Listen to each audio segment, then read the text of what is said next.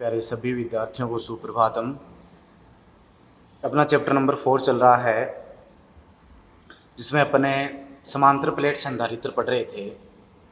और उस समांतर प्लेट संधारित्र में पैराविद्युत माध्यम का क्या प्रभाव होता है उसकी बात अपन कर रहे थे। जिसमें दो केस अपने पढ़ लिए कि जब पैराविद्युत माध्यम प्लेटों के मध्य पूर्णतः भरा हो तो उसकी धारिता कितनी होगी, और अंशतः मीन्स कुछ पार्ट उसका भरा हो कोई पट्टिका के रूप में तो उसकी धारिता कितनी होगी, ये अपन ने पढ़ लिया था। तो जो अपना नेक्स्ट केस था कि यदि जो आपके पास में पैराविद्युत माध्यम है वो अलग अलग पैराविद्युत माध्यम है जो कि भिन्न भिन्न पट्टिकाओं में मोटाई की पट्टिकाओं के रूप में भरा हो, तब धारिता क्या होगी। तो अपना नेक्स्ट था कि समांतर प्लेट संधारित्र की धारिता जबकि विभिन्न मोटाई के भिन्न भिन्न पैराविद्युत पदार्थ भरे हों तो इस स्थिति में उसकी धारिता क्या होगी। तो उसके लिए अपन ने फिर से एक संधारित्र माना है और उस संधारित्र की जो प्लेट है उन प्लेटों का क्षेत्रफल A लिया है।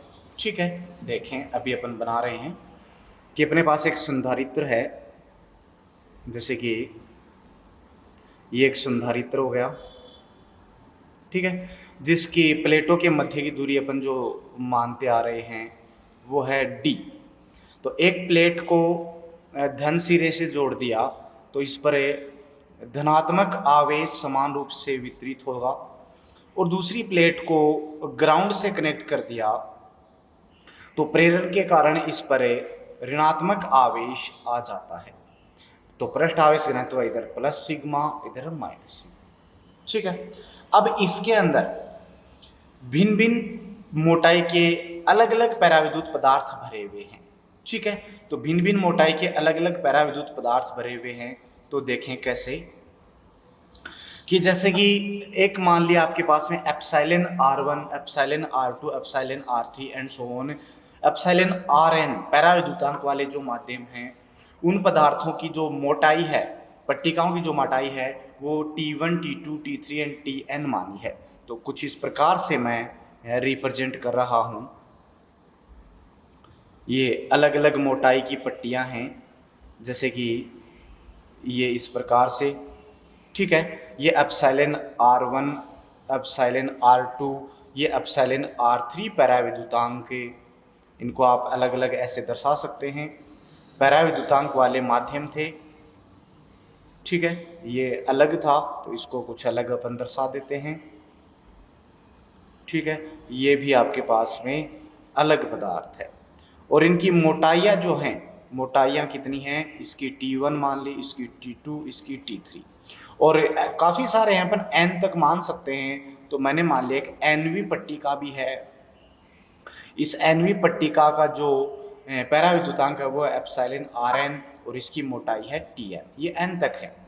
ठीक है, तो ये जो स्पेस बच गया, देखो ये बाहर वाला इतना और इस साइड में ये इतना, इसको भी अपन इस प्रकार से दर्शा दें। तो इन पट्टिकाओं के अलावा अपने पास जो स्पेस बच गया उसको अपन कहेंगे निर्वात। क्या है, वहां पे निर्वात का कोई माध्यम नहीं है, तो उस स्थिति में यहाँ पर क्या लिखेंगे कि निर्वात भाग की मोटाई, निर्वात भाग की मोटाई क्या होगी, क्योंकि जैसा अपने को विभवांतर निकालना उसके लिए अपने को विद्युत क्षेत्र और उसकी मोटाई की आवश्यकता पड़ती है।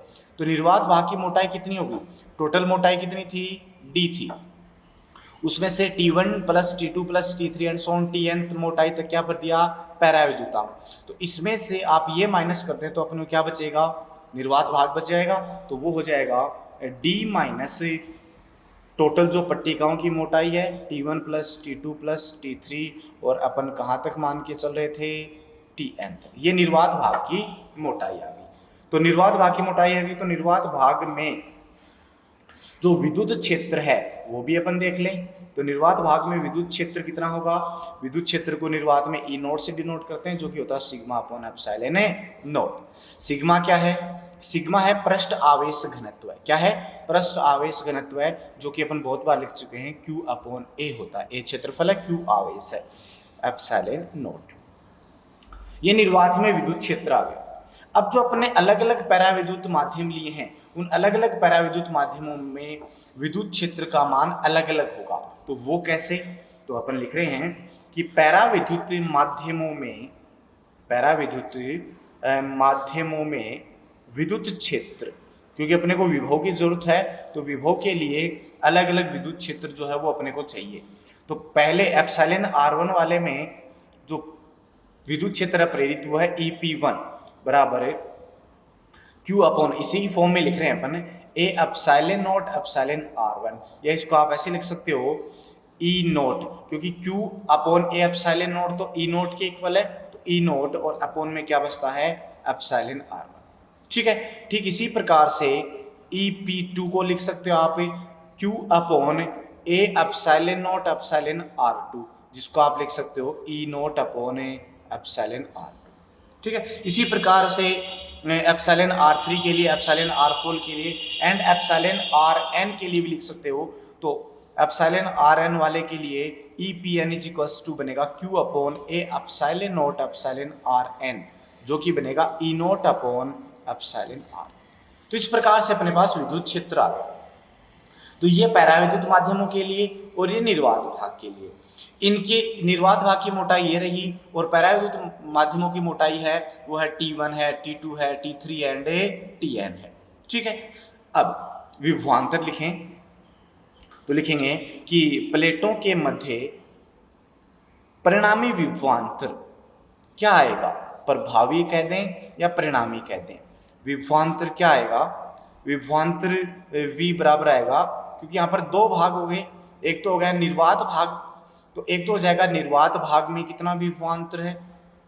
ठीक है, और क्योंकि विभवांतरों का सदिश अदिश योग होगा, बीजगणित योग कह सकते हो, प्लस में जो विभिन्न माध्यम थे उन विभिन्न माध्यमों में विभवांतर, विभिन्न माध्यमों में विभवांतर। तो विभवांतर की समीकरण अपन ने पढ़ी थी। विभवांतर की समीकरण क्या होती है, V is equals to E into D. यहाँ पे V होता है उस विद्युत क्षेत्र का विभवांतर और D होता है उसकी मोटाई या उसकी दूरी, जितने में वो विद्युत क्षेत्र है।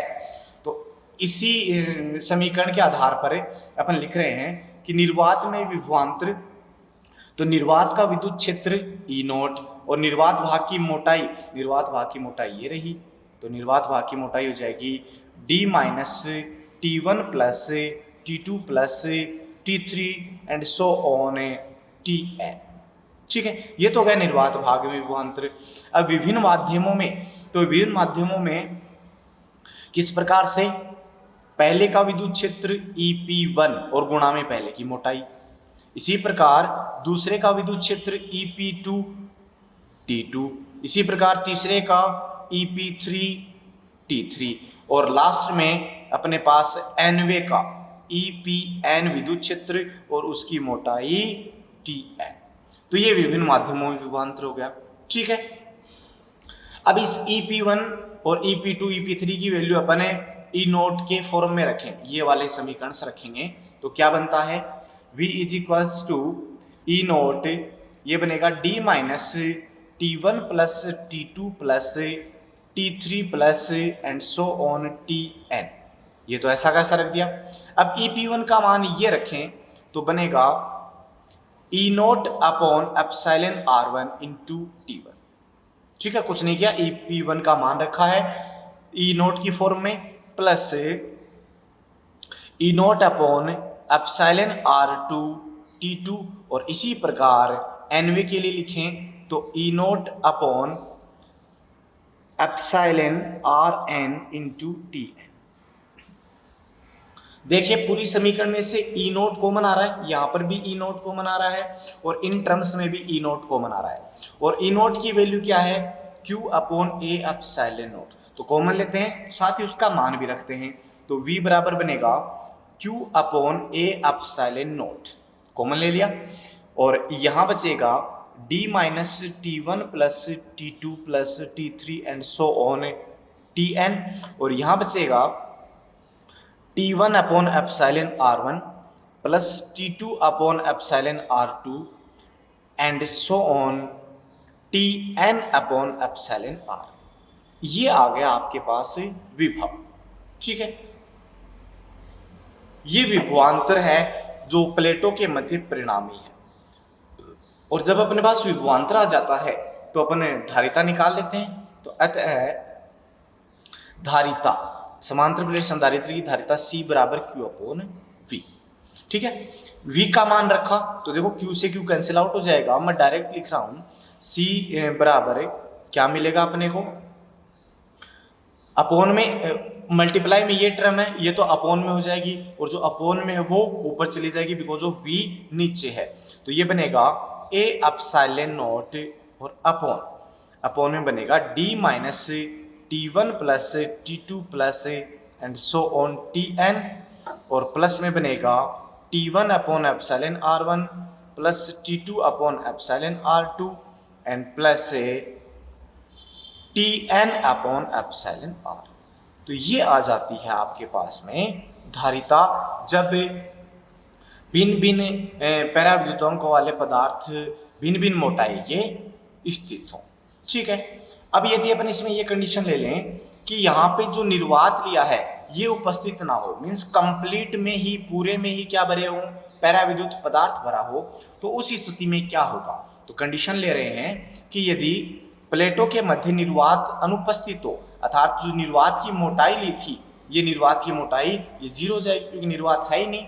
तो ये हो जाएगा D minus T1 plus T2 plus and so on Tn बराबर क्या हो, जीरो, बराबर क्या हो, जीरो। तो ये वाली टर्म कंप्लीट क्या हो जाएगी, जीरो। तो C बराबर क्या बचेगा, C इज इक्वल्स टू बचेगा A एप्सिलॉन नॉट अपॉन ये टर्म्स कंप्लीट जीरो। तो ये बचेगा, ये पॉजिटिव साइन है, T1 upon epsilon R1 plus T2 upon epsilon R2 plus and so on Tn upon epsilon Rn। ये अपने पास बच जाता है कब, जब निर्वात ना होके उस पूरे में ही क्या हो, पैराविद्युत माध्यम में भरा हो। तो ये अपना समांतर प्लेट संधारित्र कंप्लीट हो गया, जिसमें अपने 3 केस पढ़े हैं कि जब पूर्णतः भरा हो, पैराविद्युत माध्यम अंशतः भरा हो और विभिन्न मोटाई का पैराविद्युतांक भरा हो। ठीक है, जिसमें पहले जो अंशतः और पूर्णतः वाला थे ज्यादा महत्वपूर्ण है, ये भी महत्वपूर्ण है, इसको भी आप ध्यान से देखें। समांतर प्लेट संधारित्र अपना कंप्लीट हो गया है। उसके बाद में नेक्स्ट जो अपने पास आता है, नेक्स्ट टॉपिक आएगा अपना गोलीय संधारित्र। नेक्स्ट टॉपिक आएगा गोलीय संधारित्र। तो नेक्स्ट अपना है गोलीय संधारित्र की धारिता। तो अब अपन गोलीय संधारित्र की धारिता निकालेंगे। पहले तो ये कि गोलीय संधारित्र होता क्या है, डेफिनेशन क्या होगी। तो गोलीय संधारित्र क्या है कि अपने पास में कोई 2 गोले होंगे, हो सकता है दोनों खोखले हों, हो सकता है दोनों ही ठोस हो। ठीक है, दोनों का केंद्र एक होगा, मीन्स एक गोले के अंदर दूसरा गोला होगा। ठीक है, जो कि लगभग समान आकार के होंगे। क्या होंगे, लगभग समान आकार के, और उन पर समान और विपरीत प्रकृति का आवेश होगा। तो ऐसा जो निकाय है वो गोलीय संधारित्र कहलाता है। कैसे, जैसे अपन यहां पर 2 खोखले गोले ले रहे हैं जो कि सेकेंद्रीय हैं। तो देखो एक गोला मैंने ये लिया है, ठीक है, इसकी त्रिज्या RA मानी है मैंने, क्या मानी है, RA, और गोले को नाम दिया A। और इसके बाहर कोई दूसरा गोला है, ये 3D में गोले हैं, अभी अब आपको वर्त जैसे लग रहे होंगे, बट ये वर्त नहीं है, ये गोले हैं। ठीक है, जैसे अपने पास गेंद होती है, जैसे जो अपने पास फुटबॉल होता है, फुटबॉल के अंदर जैसे वो एक ट्यूब टाइप से डली होती है वो। तो ये खोखले गोले हैं, दोनों का केंद्र समान है, तो दोनों को त्रिज्या जो मैंने मानी है वो एक की RA एक की RB, और एक गोले को नाम दिया A, एक गोले को नाम दिया B। तो इस गोले में ये अंदर डला हुआ खोखला गोला है। तो ये जो आपके पास निकाय बना है, इस पर आवेश का जो मान होगा दोनों गोलों पर, वो दोनों गोलों पर आवेश का मान समान, परिमाण में समान और प्रकृति में विपरीत होगा। ठीक है, तो ये आपके पास गोलीय संधारित्र होगा। तो इसके लिए मैं क्या करता हूं, इस एक गोले को, त्रिज्या आपने बता दी, तो इस एक गोले को मैं बाहर से कनेक्ट कर देता हूं। यहां पे मैंने एक इंसुलेटर लगा दिया, जिससे कि ये बी से टच ना हो, और इसको प्लस क्यू आवेश दे दिया। जैसे ही ए को प्लस क्यू आवेश दूंगा तो इसकी संपूर्ण सतह पर चालक गोला है, इसलिए इसकी संपूर्ण सतह पर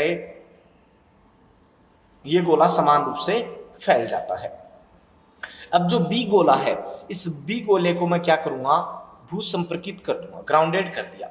क्या होगा, प्रेरण प्रभाव से बी गोले के ऊपर आंतरिक सतह पर तो आएगा नेगेटिव चार्ज, यहां पर तो ऋणात्मक आवेश प्रेरित हो जाता है जो कि प्लस क्यू के समान परिमाण का होगा, ठीक है। और प्लस क्यू चार्ज इसके बाह्य सतह पर आ जाएगा, लेकिन जो ग्राउंड होने के कारण वो पृथ्वी में चला जाता है। तो ये जो निकाय बना रखा आपने, ये क्या है, ये गोलीय संधारित्र, ठीक है। तो इस पर प्लस क्यू है, तो इस पर क्या होगा, इस पर होगा माइनस क्यू। ओके, ये तो गोलीय संधारित्र, ये अपन मान के चल रहे हैं। अब देखो यहां पे विद्युत क्षेत्र होगा, देखो आंतरिक भाग में विद्युत क्षेत्र शून्य होता है, लेकिन यहां पर अगर मैं बात करूं विभव की, विद्युत क्षेत्र तो शून्य है, लेकिन आंतरिक भाग में विभव का मान तो होगा, और वो उतना ही होता है जितना उसकी सतह पर। ये चैप्टर नंबर 3 में अपन पढ़ चुके हैं। तो अपन दोनों गोलों पर विभव का मान निकालेंगे। पहले अपन गोले ए पर निकालेंगे। अब यहां पर इस ए गोले के ऊपर विद्युत विभव दो आवेशों के कारण होगा। एक तो देखो इसके ऊपर ऑलरेडी प्लस क्यू चार्ज है वो, और एक इसके बाहर माइनस क्यू चार्ज है वो, दोनों के कारण विभव होगा। तो दोनों के कारण विभव होगा, तो वो अपन लिख रहे हैं, तो प्लस क्यू आवेश के कारण, प्लस क्यू आवेश के कारण गोले ए पर विभव क्या होगा, धनात्मक आवेश है तो मैंने इसको V1 माना है, धनात्मक है तो विभव भी धनात्मक होगा, और वो होगा के क्यू। अब कितनी दूरी पर, इस गोले पर, तो इसकी सतह के कारण हो गया ना, और सतह के कारण अपन ने पढ़ा था के क्यू अपॉन आर होता है, मतलब उसकी त्रिज्या, ठीक है। तो ये के क्यू अपॉन आर, और यहाँ पे आर है आर ए, क्लियर है। नेक्स्ट है माइनस क्यू आवेश के कारण, माइनस क्यू आवेश के कारण इसी अपन ए पर विभव निकाल रहे हैं। तो माइनस क्यू आवेश के कारण विभव यहां पर ये बाहर है, तो इसके कारण इसके ऊपर विभव हो जाएगा, ऋणात्मक आवेश है तो विभव भी क्या होगा, ऋणात्मक। तो मैंने इसको नाम दिया V2, जो कि होगा माइनस के क्यू अपॉन कितनी दूरी पर है आवेश, आवेश इसके केंद्र से कितनी दूरी पर है, RB दूरी पर है, तो क्या हो जाएगा RB, ठीक है। तो A पर दो आवेशों के कारण विभव आ गया, प्लस क्यू और माइनस क्यू। तो A का परिणामी विभव, गोले A का परिणामी विभव, तो परिणामी विभव में बीजगणितीय योग होगा, तो V is equals to VA is V1 plus V2, मानों को रख दो, तो क्या बनेगा, VA इज इक्वल्स टू बनेगा 1 का मान रखा के क्यू अपॉन आर ए, और माइनस साइन ये वाला के क्यू अपॉन आर बी। देखो के क्यू कॉमन आ रहा है, तो VA इज इक्वल्स टू बनेगा K Q 1 upon R A minus 1 upon, ये आ गया ए पर विभव। अब बी पर निकालें कि ये जो बी है आपका गोला, इस पर विभव क्या होगा। लेकिन यहाँ पर अगर अपन देखें तो बिंदु जो गोला बी है वो देखो ग्राउंड से जुड़ा हुआ है, पृथ्वी से जुड़ा हुआ है। किससे जुड़ा हुआ है, पृथ्वी से। और अपन ने ये 3rd चैप्टर में पढ़ा था कि पृथ्वी का और अनंत पर जो विद्युत विभव होता है वो कितना होता है, शून्य होता है। कितना होता है, शून्य होता है। तो पृथ्वी का विभव शून्य होने से अपन लिख सकते हैं कि VB बराबर क्या होगा, 0। VB बराबर क्या होगा, 0। ये आपके पास में दोनों पर विभव आ गया। तो फिर दोनों गोलों के मध्य विभवांतर कितना, तो विभवांतर कितना तो लिखेंगे अतः A व B के मध्य विभवांतर, विभवांतर क्या हो जाएगा, VA माइनस VB। तो VA माइनस VB मीन्स ये तो 0 है, तो विभवांतर उतना ही होगा जितना A पर आवे विभव था, तो वो हो जाएगा KQ। एलसीएम ले लें इसका, RA RB, ये बचेगा RB माइनस RA। ये आ गया आपके पास विभवांतर। और जब विभवांतर मिल जाता है तो अपन धारिता निकाल लेते हैं। तो अतः गोलीय संधारित्र की धारिता, गोलीय संधारित्र की धारिता क्या होगी भाई, धारिता कैसे आएगी। धारिता का फॉर्मूला पता है अपने को, C is equals to Q upon V। v का मान ये रखें आप यहां से समीकरण 2 से, तो v का मान रखेंगे तो ये बनेगा q अपॉन के क्यू, और ऊपर वाला पार्ट ये नीचे होगा आर ए, और ये हो जाएगा आर ए आर बी। देखो q से q कैंसिल आउट हो गया। k का मान होता है 1 अपॉन ए निर्वात के लिए 1 अपॉन 4 पाई एप्सिलॉन नॉट, तो ऊपर चला गया 4 pi epsilon naught R A R B और upon R B minus R A. ये आ गई आपके पास गोलीय संधारित्र की धारिता। बड़ा ही आसान डेरिवेशन था कि गोलीय संधारित्र की धारिता क्या होगी। तो उसके लिए आपको दो गोले लेने, हो सकता है खोखले हो सकता है ठोस हो, ठीक है। वो अल्प दूरी पर है, मतलब उनके मध्य की दूरी कम है, दोनों पर समान परिमाण और विपरीत आवेश है। इसके लिए अपन एक को धनावेश से जोड़ते हैं और दूसरे को ग्राउंड कर देते हैं। तो दोनों के ऊपर विभव निकालेंगे, दोनों आवेशों के कारण। तो ए पर विभव, लेकिन बी तो ग्राउंड है इसलिए बी पर विभव का मान 0। फिर विभवांतर और ये धारिता। क्लियर है। अब आप ये कहें कि यदि जो गोले हैं उनके मध्य यहाँ पे जो स्पेस है, खाली जगह है, निर्वात है, उसमें निर्वात के स्थान पर आप कोई माध्यम भर दें और उस माध्यम का पैराविद्युतांक कितना हो, एप्सिलॉन आर। एप्सिलॉन आर पैराविद्युतांक वाला माध्यम भर दें तो धारिता क्या होगी। तो माध्यम में धारिता Cm बराबर हो जाता है 4 पाई एप्सिलॉन आता है, लेकिन एप्सिलॉन की जगह क्या आएगा, क्योंकि अपन लोग जानते हैं एप्सिलॉन आर बराबर होता है एप्सिलॉन अपॉन एप्सिलॉन नॉट। तो यहाँ से एप्सिलॉन इज इक्वल्स टू क्या आएगा, एप्सिलॉन नॉट एप्सिलॉन आर। तो ये हो जाता है epsilon naught epsilon R R A R B upon R B minus R A. अब 4 pi epsilon naught R A R B upon R B minus R A, तो C बन गया, ठीक है। तो क्या लिख सकते हैं, Cm is equals to epsilon R into C. और अपने को पता है एप्सिलॉन आर का मान हमेशा 1 से अधिक होता है, तो इसको अपन 1 से अधिक मल्टीप्लाई करेंगे तो Cm का मान हमेशा क्या आएगा, C से अधिक आएगा। Cm का मान हमेशा क्या आएगा, C से अधिक आएगा। तो अपन यहाँ पे कह सकते हैं कि जब प्लेटों के मध्य पैराविद्युत माध्यम भरा हो तो उस स्थिति में उस संधारित्र की धारिता में वृद्धि हो जाती है। क्लियर है। अब आते हैं इस समीकरण पर। समीकरण नंबर 4। समीकरण 4 से अगर अपने को कहें कि संधारित्र की धारिता में वृद्धि करनी है तो कैसे होगी। तो संधारित्र की धारिता में वृद्धि, एक तो अपन ये कर सकते हैं कि एप्सिलॉन आर जिसका ज्यादा हो वो वाला माध्यम भर दें, एक सॉल्यूशन तो ये है। दूसरा ये है कि आर ए और आर बी बढ़ा दें क्योंकि इसके समानुपाती है, लेकिन ये अपन नहीं बढ़ाएंगे क्योंकि जब त्रिज्याएं बढ़ेंगी तो क्षेत्रफल बढ़ेगा, आकार बढ़ेगा, और आकार में, ज्यामितीय आकार में वृद्धि अपने को करनी नहीं है क्योंकि ये संधारित्र का जो सिद्धांत था उसमें शामिल नहीं है। तो फिर अपन क्या करें, अपने को जो आर बी माइनस आर ए का मान है वो कम करना होगा। आर बी माइनस आर ए अपने को क्या करना पड़ेगा, कम, जिससे कि क्या होगा, सी में क्या हो जाएगी, वृद्धि हो जाएगी। तो आर बी माइनस आर ए कब कम होगा, वो तब होगा कि जब दोनों की त्रिज्याएं लगभग समान हो, अर्थात दोनों का आकार लगभग क्या हो, समान हो। क्लियर है। तो ये अपने पास गोलीय संधारित्र की धारिता हो गई है। तो अपने पास संधारित्र जो था उनकी धारिताएं अपन पढ़ चुके हैं। जो समांतर प्लेट संधारित्र था उसमें 3 केस थे, वो अपन ने पढ़ लिए। गोलीय संधारित्र की धारिता भी अपन ने पढ़ ली है। बेलनाकार अपने सिलेबस में है नहीं, ठीक है। तो अपना जो नेक्स्ट टॉपिक है वो अपन नेक्स्ट क्लास में पढ़ेंगे। धन्यवाद।